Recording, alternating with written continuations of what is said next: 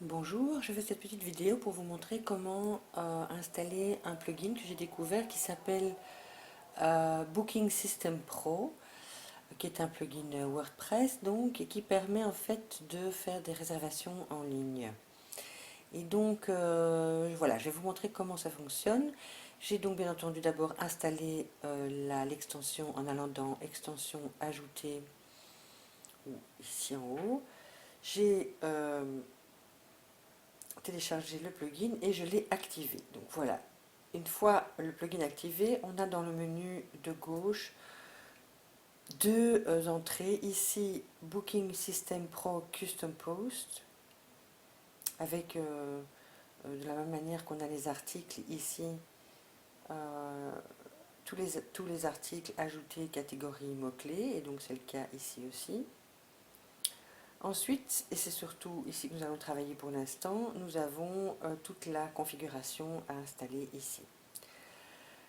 Je vous fais rapidement un tour du propriétaire. Sur ce lien-ci, sur cette page-ci, nous allons pouvoir créer un premier calendrier de réservation et lui attribuer toute une série de critères assez complexes et complets.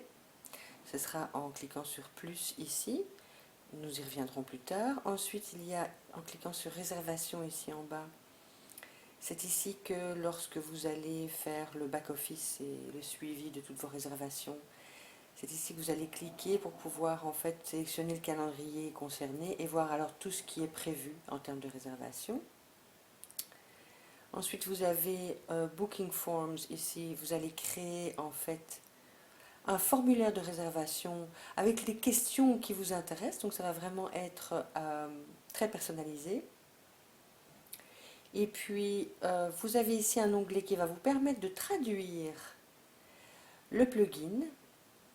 Alors, soit vous comprenez bien l'anglais et vous allez simplement traduire le front-end. Donc, ce qu'on appelle le front-end, c'est la partie que voit l'utilisateur qui arrive sur votre site. Ou alors, vous allez pouvoir traduire également le back-end. Alors, vous pouvez sélectionner ici votre langue. En ce qui me concerne, c'est le français. Et un certain nombre d'entrées vont déjà être traduites automatiquement, mais pas tout. Vous allez voir qu'il y a un certain nombre de choses qu'il faudra corriger. Ici, il y a pas mal de traductions qui sont faites en ce qui concerne le front-end, parce que ça a déjà été fait par d'autres utilisateurs, et donc le plugin a été mis à jour. Par contre, vous allez voir qu'en ce qui concerne le back-end, beaucoup de choses sont encore en anglais. Je vais ici sélectionner également le français. Voilà.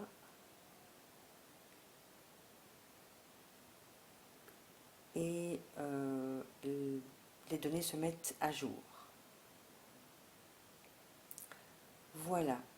Ensuite, pour terminer avec le menu, vous avez ici des settings qui doivent être activés ou non selon ce que vous souhaitez. Et il s'agit en fait des permissions. Et donc en ce qui me concerne, je vais cocher ici de manière à ce que tous les administrateurs du site puissent voir tous les calendriers absolument et les éditer et les modifier. Par contre, comme il n'y a pas sur mon site ni d'auteur, de contributeur, d'éditeur ou d'inscrit à l'heure actuelle, je ne vais rien cocher d'autre. Par contre, pour les Custom Post Permission, je pense que tout est coché par défaut. Je vais laisser ça tel que, ça ne me concerne pas pour l'instant en tout cas. Voilà pour le tour de propriétaire. Dans la prochaine vidéo, je vais vous montrer comment commencer par traduire le front-end et le back-end pour être sûr que tout soit déjà dans votre langue.